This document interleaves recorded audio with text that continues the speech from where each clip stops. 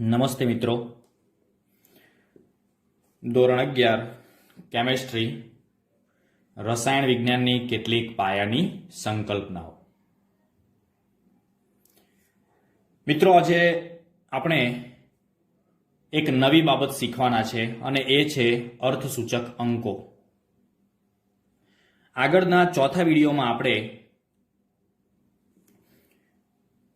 પ્રાયોગિક માપન અને તેમાં રહેલી અનિશ્ચિતતા એની આપણે કેટલીક બાબતો વિશે શીખ્યા.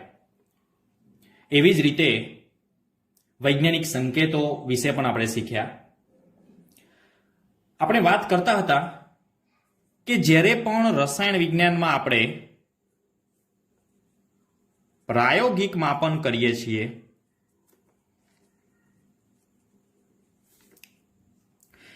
એ પ્રાયોગિક માપન વખતે કેટલીક અનિશ્ચિતતાઓ જોવા મળે છે, પરંતુ આ અનિશ્ચિતતાઓ દૂર થવી જ જોઈએ. એટલે કે તેમાં ચોકસાઈ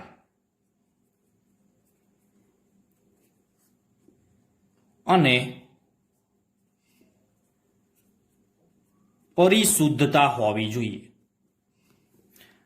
તમને એવું થતું હશે કે આ ચોકસાઈ અને પરિશુદ્ધતા એટલે શું? ચોકસાઈને આપણે અંગ્રેજીમાં એક્યુરસી કહીએ છીએ, જ્યારે પરિશુદ્ધતાને આપણે અંગ્રેજીમાં પ્રિસિશન કહીએ છીએ. મિત્રો, બંનેમાં તફાવત છે. બંને લાગે છે સરખા જેવું, પરંતુ બંનેમાં તફાવત છે. શું તફાવત છે એની આપણે વાત કરીએ તો ચોકસાઈ એટલે શું?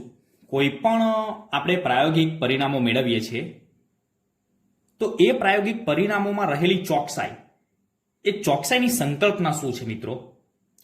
તો ચોકસાઈ એટલે મળેલ પરિણામ સાચા પરિણામ સાથે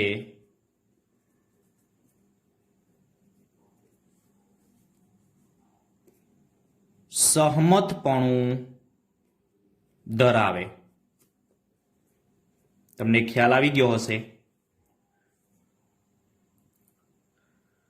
મળેલ પરિણામ સાચા પરિણામ સાથે સહમતપણું ધરાવે એને આપણે કહીએ છીએ ચોકસાઈ. અને પ્રિસિશન એટલે શું? પરિશુદ્ધતા એટલે શું? તો પરિશુદ્ધતા એટલે એક જ જથ્થાના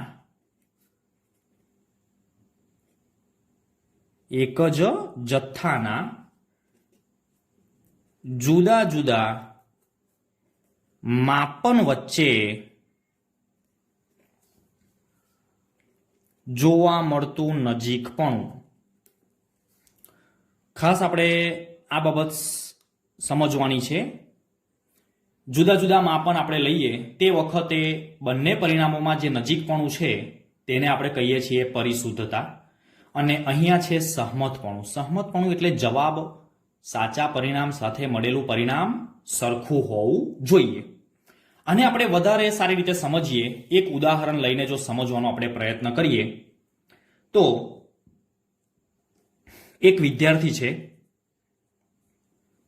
વિદ્યાર્થી એ, જેનું પહેલું પરિણામ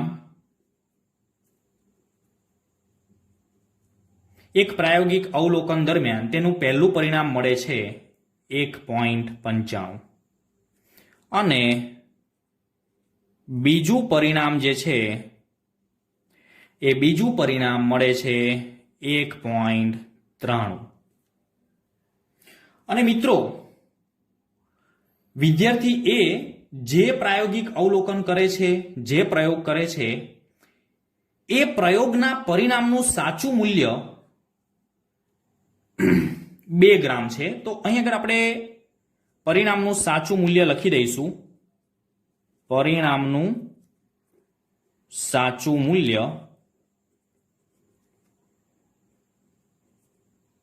2 ગ્રામ છે. તો વિદ્યાર્થી એ જ્યારે પ્રયોગ કરે છે ત્યારે એનું પહેલું પરિણામ છે 1.95, બીજું પરિણામ છે 1.93. તો આપણે અહીંયા જોઈ શકીએ છીએ કે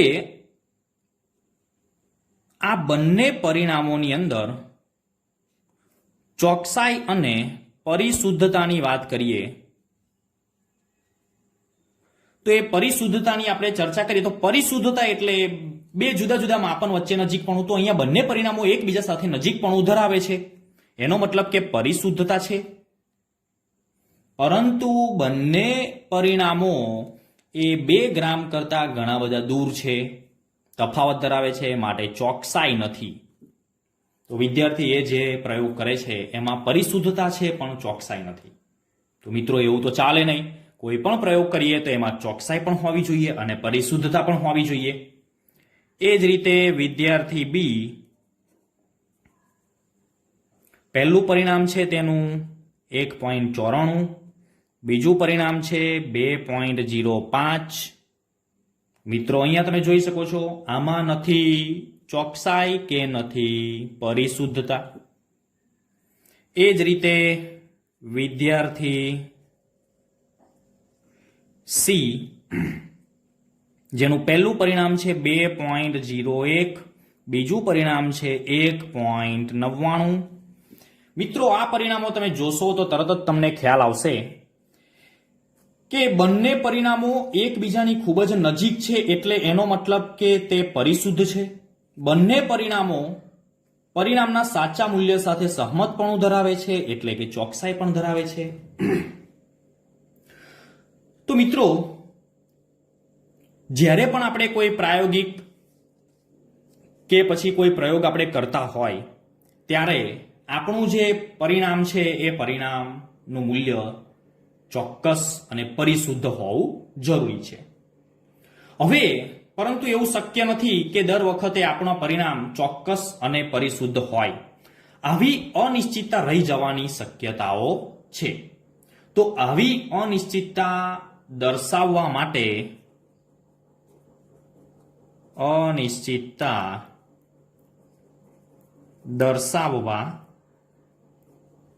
એક અંક વપરાય છે અને તે અંક એટલે મિત્રો આપણો જે આ ટોપિક છે અર્થસૂચક અંક જેને કહેવામાં આવે છે, જેનું ઇંગ્લિશ નામ છે સિગ્નિફિકન્ટ ફિગર્સ. જેનું ઇંગ્લિશ નામ આવશે સિગ્નિફિકન્ટ ફિગર, જે આપણે યાદ રાખીશું આગળના ધોરણોમાં. જ્યારે આપણે કોલેજમાં જઈશું ત્યારે સીધું ઇંગ્લિશ મીડિયમમાં આપણો કોર્સ આવે ત્યારે આ નામ ત્યાં આગળ આપણને યાદ આવે કે ગુજરાતીમાં અર્થસૂચક અંગો અને તેનું ઇંગ્લિશ થશે સિગ્નિફિકન્ટ ફિગર. તો એનો જે કોન્સેપ્ટ છે એ કોન્સેપ્ટ આપણને સહજતાથી માલુમ પડી શકે.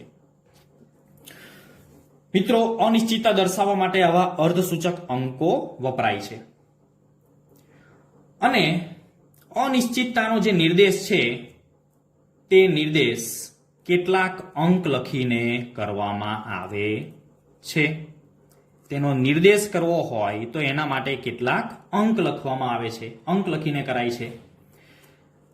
એ કેટલાક અંકમાં જે છેલ્લો અંક હોય છે તે છેલ્લો અંક અનિશ્ચિત છે, અનિશ્ચિત હોય છે. છેલ્લો અંક અનિશ્ચિત હોય છે. દાખલા તરીકે આપણે વાત કરીએ, ધારો કે કોઈ એક એક્ઝામ્પલ લઈએ તો 11.2 ml લખીએ તો આપણને સમજાશે કે આમાં 11 છે તે નિશ્ચિત છે, અનિશ્ચિત નથી. 11 છે તે નિશ્ચિત કહી શકાય અને 2 છે તે અનિશ્ચિત છે, તે અનિશ્ચિત છે. અને તેમાં છેલ્લા અંકની જે, તો છેલ્લો અંક કયો, તો કે પોઈન્ટ પછી જે છે તે 2. તો છેલ્લા અંકની અનિશ્ચિતતા ±1 એમ ગણવામાં આવે છે, કાં તો ગણાય છે. જ્યાં સુધી કોઈ રીતે નિવેદિત કરેલું ન હોય ત્યાં સુધી કોઈ પણ પરિણામની અનિશ્ચિતતા પ્લસ માઇનસ 1 છે તેમ આપણે કહી શકીએ. પરંતુ મિત્રો કેટલાક નિયમો એવા આપેલા છે, કેટલાક નિયમોમાં નિવેદિત કરવામાં આવ્યા તેની આપણે ચર્ચા કરીએ. કેટલાક નિયમો અર્થસૂચક અંક માટેના છે. નિવેદિત થયેલા નિયમો. તો મિત્રો સૌથી અગત્યનો આ પોઈન્ટ ચાલુ છે. આ નિયમો આપણને હંમેશા યાદ રહેવા જોઈએ અને એ નિવેદિત થયેલા નિયમો છે, રસાયણ વિજ્ઞાનમાં નક્કી થયેલા નિયમો છે. એમાં પહેલો નિયમ છે તો બધા જ શૂન્ય સિવાયના અંક છે, બધા જ શૂન્ય સિવાયના અંક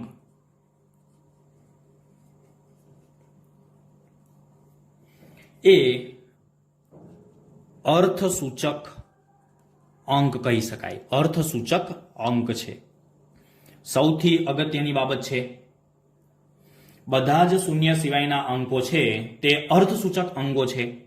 દાખલા તરીકે આપણે જોઈએ તો 285 સેન્ટીમીટર.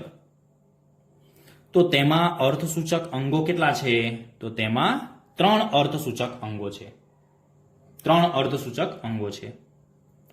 દાખલા તરીકે બીજું એક ઉદાહરણ લઈએ, 0.25 ml. તો આમાં અર્થસૂચક અંગો તો 0 ને આપણે ગણતા નથી, તો એમાં અર્થસૂચક અંગો થશે 2. એ જ રીતે બીજો એક નિયમ છે, શૂન્ય સિવાયના અંકની આગળનો શૂન્ય. મિત્રો ધ્યાનથી સાંભળજો. શૂન્ય સિવાયના અંકની આગળનો શૂન્ય, અહીંયા હું લખું છું, શૂન્ય સિવાયના અંકની આગળનો શૂન્ય. ખાસ આપણે ધ્યાન રાખીશું, શૂન્ય સિવાયના અંકની આગળનો અંક, આગળનો શૂન્ય અંક તે અર્થસૂચક ગણાતો નથી, અર્થસૂચક હોતો નથી. ફોર એક્ઝામ્પલ તેને આપણે સમજીએ, 0.03. તો આપણે અહીંયા સમજીએ શૂન્ય સિવાયનો અંક. તો શૂન્ય સિવાયનો અંક કયો છે? 3. તો તેની આગળનો શૂન્ય અંક, તો અહીંયા 2 શૂન્ય છે તેની આગળ, તો એ અર્થસૂચક નથી. તો એનો મતલબ એ થયો મિત્રો, આ સંખ્યામાં અર્થસૂચક અંક કેટલા છે? 1. બીજું એક ઉદાહરણ લઈએ, 0.0052, જેમાં અર્થસૂચક અંગો થશે 2. ચલો હવે ત્રીજો નિયમ આપણે જોઈએ. તો ત્રીજા નિયમમાં શૂન્ય સિવાયના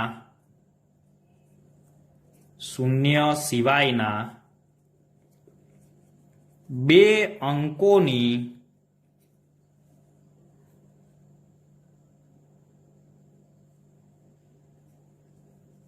વચ્ચેના શૂન્ય અંકો.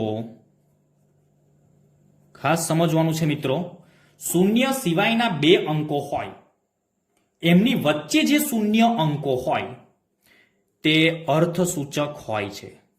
તે અર્થસૂચક હોય છે.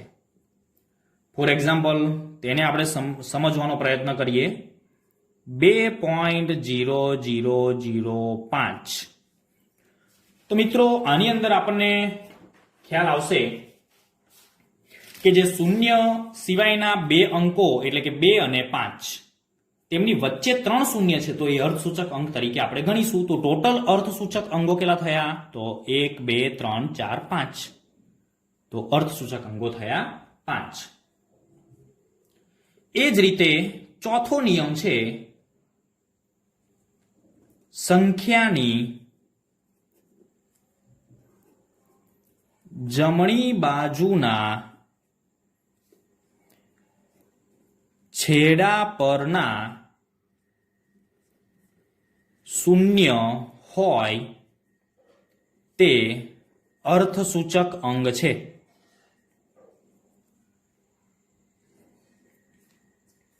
મિત્રો, સંખ્યાની જમણી બાજુનો જે છેડો હોય છે એ છેડા પરના જે શૂન્ય હોય છે તે પણ આપણે અર્થસૂચક અંગ તરીકે આપણે સ્વીકારીશું.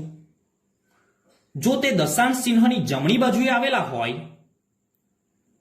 તો પણ તે આપણે અર્થસૂચક તરીકે સ્વીકારીશું.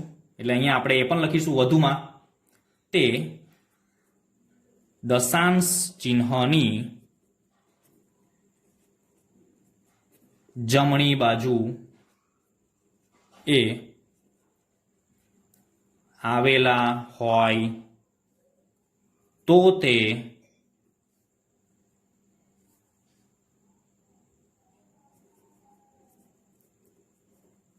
અર્થસૂચક છે. ફોર એક્ઝામ્પલ,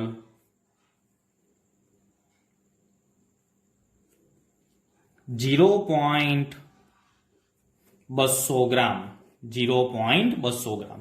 મિત્રો, 0.200 ગ્રામની અંદર આ આગળનો જે શૂન્ય છે તેને આપણે અર્થસૂચક સ્વીકારતા નથી. ફરીનો જે 2 છે તે અર્થસૂચક છે અને પાછળના જે શૂન્ય છે દશાંશ ચિહ્ન પછી પાછળના જે છેડા પરના જે શૂન્ય છે તેને આપણે અર્થસૂચક તરીકે ગણીએ છીએ તો ટોટલ થશે 3. પરંતુ જો ધારો કે 1000 છે તો મિત્રો જ્યારે 1000 હોય ત્યારે અહીંયા પણ જમણી બાજુ છેડા પર 3 શૂન્ય છે, પણ આમાં જે જમણી બાજુ ચોક્કસ જ્યારે સંખ્યા આપેલી હોય, દશાંશ ચિહ્ન સિવાયની કોઈ સંખ્યા આપેલી હોય ત્યારે જમણી બાજુના છેડા પરના શૂન્યને આપણે અર્થસૂચક તરીકે સ્વીકારતા નથી. તો અર્થસૂચક અંગ તરીકે ફક્ત આવશે 1. તો અહીંયા અર્થસૂચક અંગ થશે 1. ફોર એક્ઝામ્પલ, બીજી એક સંખ્યા લઈએ, 3, 5, 5, 0. તો આમાં અર્થસૂચક અંગ તરીકે આવશે 3. 1, 2, 3. છેડાનો શૂન્ય આપણે ગણતા નથી. એ જ રીતે બીજો એક નિયમ છે જેમાં કોઈ ચોક્કસ અંક હોય, કોઈ ચોક્કસ અંક. તો મિત્રો, ચોક્કસ અંક કોને કહી શકાય? ચોક્કસ અંક એટલે હું ધારો કે તમને એમ કહું કે મારી પાસે 20 લખોટી છે, એને ચોક્કસ અંક કહેવાય. ફોર એક્ઝામ્પલ, એટલે કે જો કોઈ ચોક્કસ અંક હોય તો તેને અનંત અર્થસૂચક અંકો હોય છે. દાખલા તરીકે, ચલો મારી પાસે 20 લખોટી છે. ફોર એક્ઝામ્પલ, 20 લખોટી. તો આ ચોક્કસ છે. 20 લખોટી છે તો છે. તો આ 20 છે,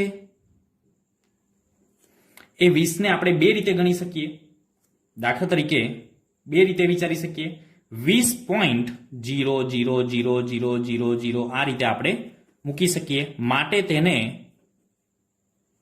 અનંત અર્થસૂચક અંગો છે. દાખલા તરીકે 2, તો 2 છે તે ચોક્કસ છે તો તેને અર્થસૂચક અંગો છે અનંત.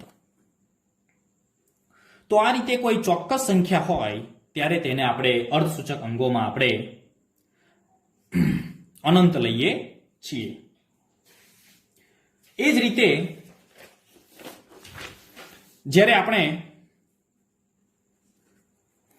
કોઈ વૈજ્ઞાનિક સંકેત પદ્ધતિમાં સંખ્યા આપેલી હોય, વૈજ્ઞાનિક સંકેત પદ્ધતિમાં, દાખલા તરીકે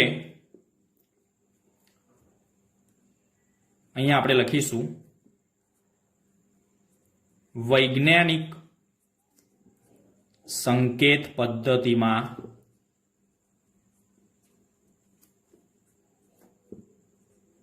કોઈ સંખ્યા જ્યારે આપણને આપે ત્યારે મિત્રો એના અર્થસૂચક અંગો છે એ અર્થસૂચક અંગો એ 1 થી 10 ની સંખ્યાની વચ્ચેમાં હોય છે.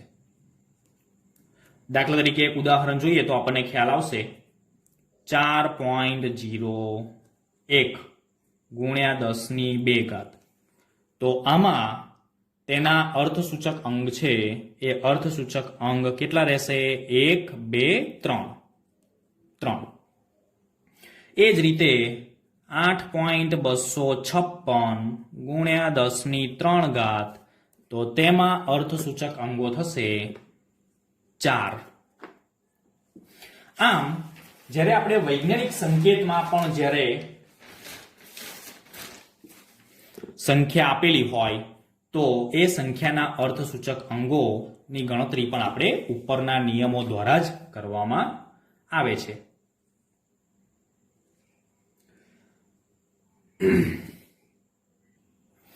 હવે આપણે અર્થસૂચક અંગોનો સરવાળો અને બાદબાકીની આપણે વાત કરીએ તો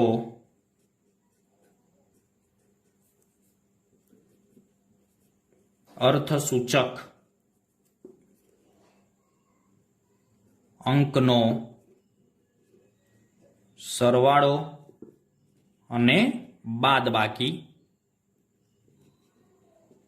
તો મિત્રો અર્થસૂચક અંગનો આપણે સરવાળો અને બાદબાકી કરીએ ત્યારે આપણે કઈ રીતે તેના અર્થસૂચક અંક દર્શાવાય તેની આપણે ચર્ચા કરીએ.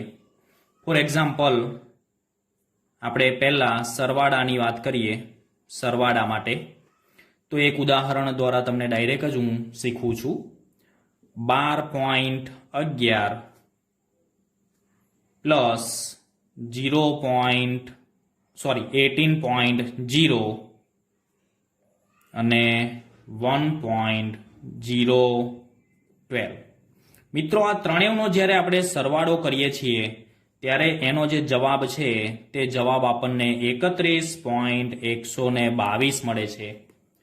તો જ્યારે પણ આપણે આ રીતે અર્થસૂચક અંકોના સરવાળાની વાત કરીએ તો મળેલું જે પરિણામ છે એ પરિણામમાં અર્થસૂચક અંકની આપણે ચર્ચા કરીએ તો આપણે જ્યારે સરવાળો કરીએ છીએ ત્યારે રકમની અંદર પહેલું છે આની અંદર ટોટલ અર્થસૂચક અંગો દશાંશ ચિહ્ન પછી જમણી બાજુ અહીંયા 2 છે.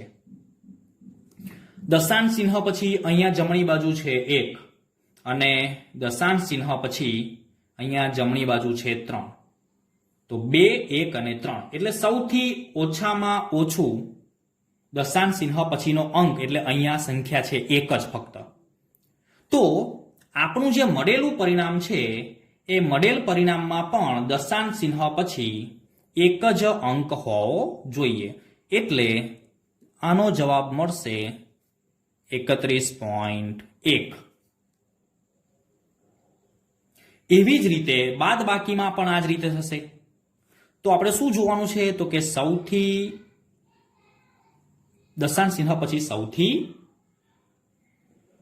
નાનો અંક ધરાવતી સંખ્યા એટલે કે ઓછી સંખ્યા હોય. પોઈન્ટ પછી અહીંયા 1 જ અંક છે, પોઈન્ટ પછી અહીંયા 2 અંક છે અને પોઈન્ટ પછી અહીંયા 3 અંક છે. તો પોઈન્ટ પછી સૌથી ઓછો અંક હોય તો અહીંયા 1 જ અંક છે. તો 1 જ અંક અહીંયા પાછળથી આપણે જવાબમાં રાખીશું. તો આ એનો નિયમ છે. એ જ રીતે આપણે ભાગાકારની વાત કરીએ તો અર્થસૂચક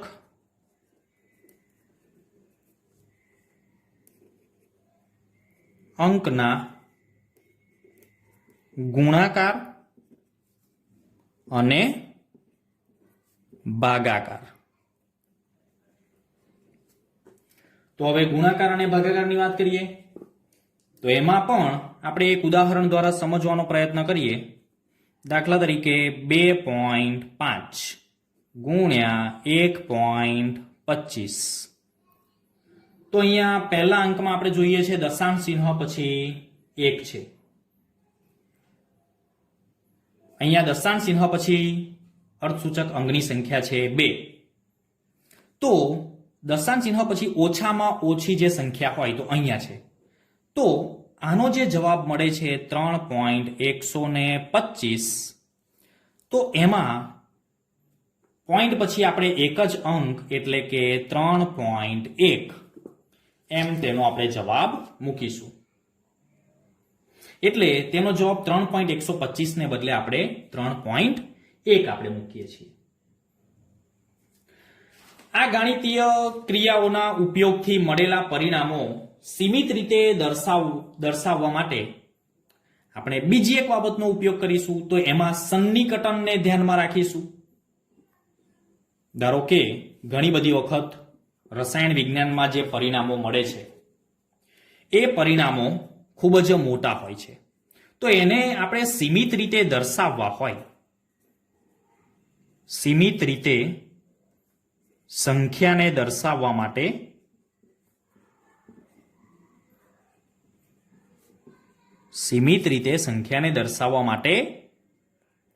સન્નિકટન ને ધ્યાનમાં રાખવું જોઈએ. ખાસ અગત્યની બાબત છે, તો આપણે એની પણ ચર્ચા કરી દઈએ. તો જુઓ મિત્રો, જુદા જુદા ઉદાહરણ દ્વારા આપણે એની પણ ચર્ચા કરીએ.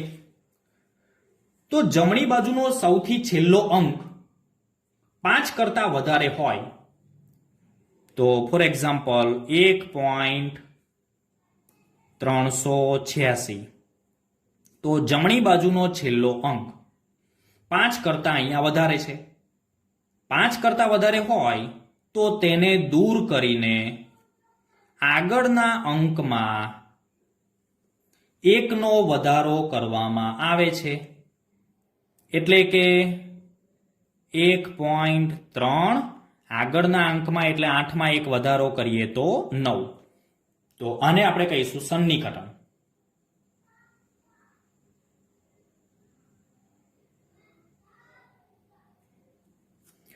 એ જ રીતે બીજી એક બાબતની આપણે વાત કરીએ. જો જમણી બાજુનો અંક 5 કરતા ઓછો હોય, જમણી બાજુનો અંક 5 કરતા ઓછો હોય, બીજી આપણે બાબત લખીએ તો 5 કરતા ઓછો એટલે કોઈ એક ઉદાહરણ લઈ લઈએ, 4.334, જેમાં જમણી બાજુનો છેલ્લો અંક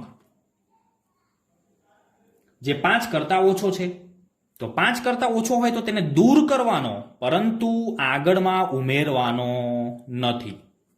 આગળના અંકમાં 1 નો ઉમેરો કરવાનો નથી, તેને ફક્ત દૂર કરી દઈશું. તો 4.33 સન્નિકટન પરિણામ થશે. એ જ રીતે જો જમણી બાજુનો સૌથી છેલ્લો અંક 5 હોય, જમણી બાજુનો સૌથી છેલ્લો અંક 5 હોય, ફોર એક્ઝામ્પલ 6.35, તો જમણી બાજુનો સૌથી છેલ્લો અંક 5 છે અને આગળની સંખ્યા એ એકી હોય, આગળની સંખ્યા એકી હોય. તો મિત્રો, આગળની સંખ્યા જો એકી હોય તો આપણે આ 5 ને દૂર કરીશું અને આગળ 1 આપણે ઉમેરીશું. તો એનું સન્નિકટન પરિણામ થશે 6.4. એ જ રીતે એક બીજું ઉદાહરણ આપણે લઈએ, 6.45. એમાં છેલ્લો અંક 5 છે અને આગળનો અંક બેકી છે. તો આપણે શું કરીશું? તો આપણે આગળના અંકમાં 1 ઉમેરવાની જરૂર નથી, એટલે તેનું પરિણામ સન્નિકટન પરિણામ થશે 6.4. તો મિત્રો, આ રીતે સીમિત રીતે કોઈ સંખ્યાને આપણે દર્શાવવા માટે આપણે એનું સન્નિકટન કરવું જરૂરી છે. તો આ રીતે એના નિયમો છે અને એ નિયમોનો ઉપયોગ કરીને આપણે સન્નિકટન કરવું પડે.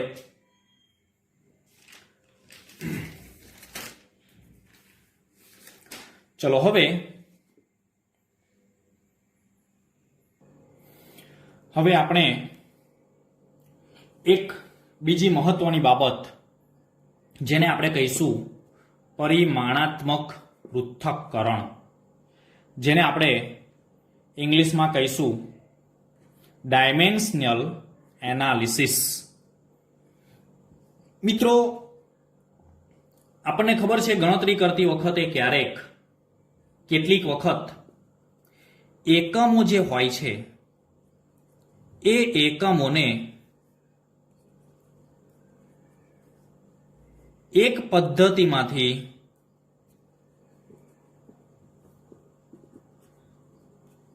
બીજી પદ્ધતિમાં ફેરવવા પડે, બીજી પદ્ધતિમાં ફેરવવા પડે છે. આ કરવા માટે જે વપરાતી પદ્ધતિ છે એ પદ્ધતિને આપણે અવયવ ચિહ્નિત પદ્ધતિ કહીએ છીએ. અવયવ ચિહ્નિત પદ્ધતિ, જેને આપણે ઇંગ્લિશમાં કહીએ છીએ ફેક્ટર લેબલ પદ્ધતિ, મેથડ, ફેક્ટર લેબલ મેથડ. અથવા તો એનું બીજું પણ નામ છે અવયવ એકમ. અવયવ એકમ કાં તો એકમ અવયવ પદ્ધતિ, અને બીજું નામ છે પરિમાણાત્મક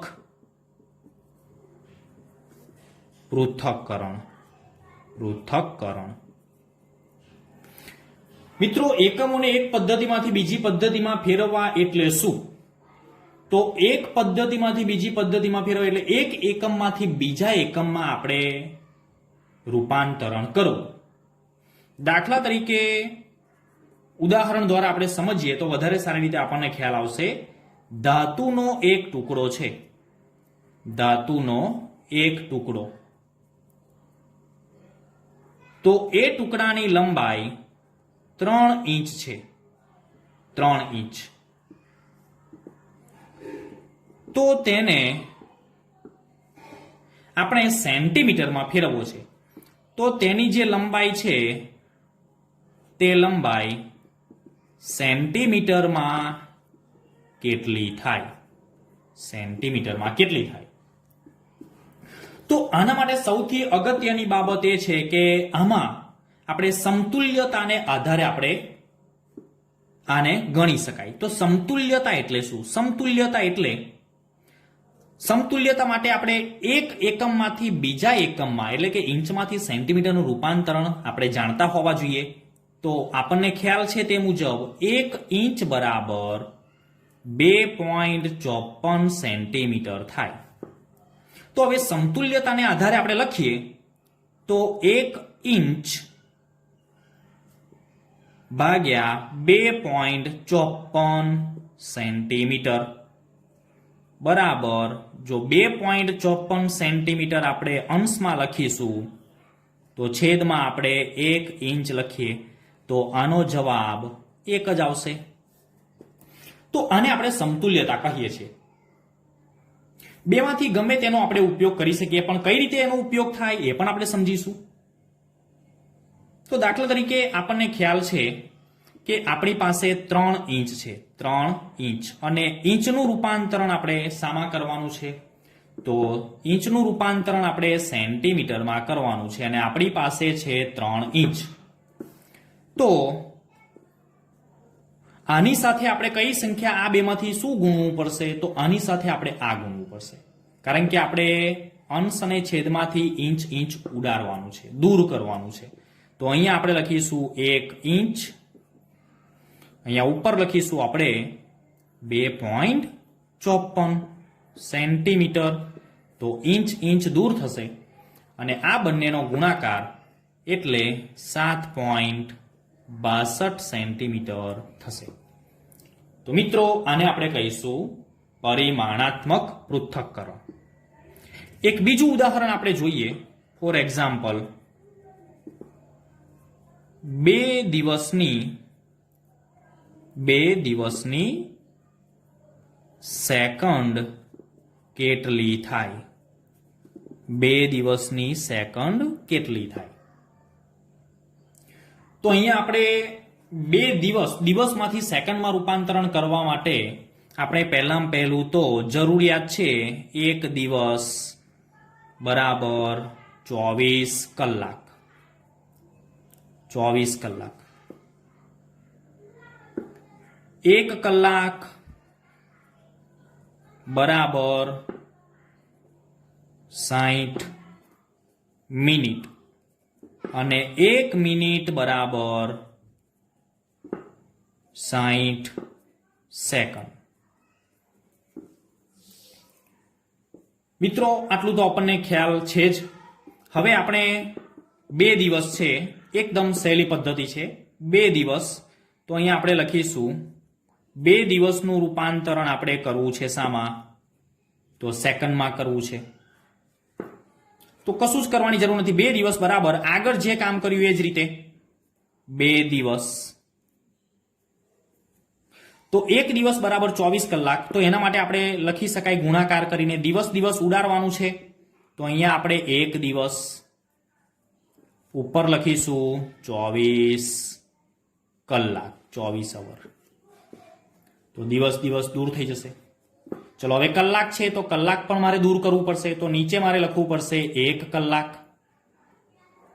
ઉપર આવશે 60 મિનિટ. તો કલાક કલાક દૂર થઈ જશે. હવે મારે મિનિટ પણ નથી જોતી, તો મિનિટને પણ મારે દૂર કરવાનું છે. જો મિનિટમાં પૂછેલું હોય તો અહીંયાથી આપણો જવાબ, આપણો ગુણાકાર કરીશું એટલે આપણો જવાબ મળી જશે. પરંતુ હજુ મારે સેકન્ડમાં જવાબ જોઈએ છે. તો 1 મિનિટ બરાબર 60 સેકન્ડ.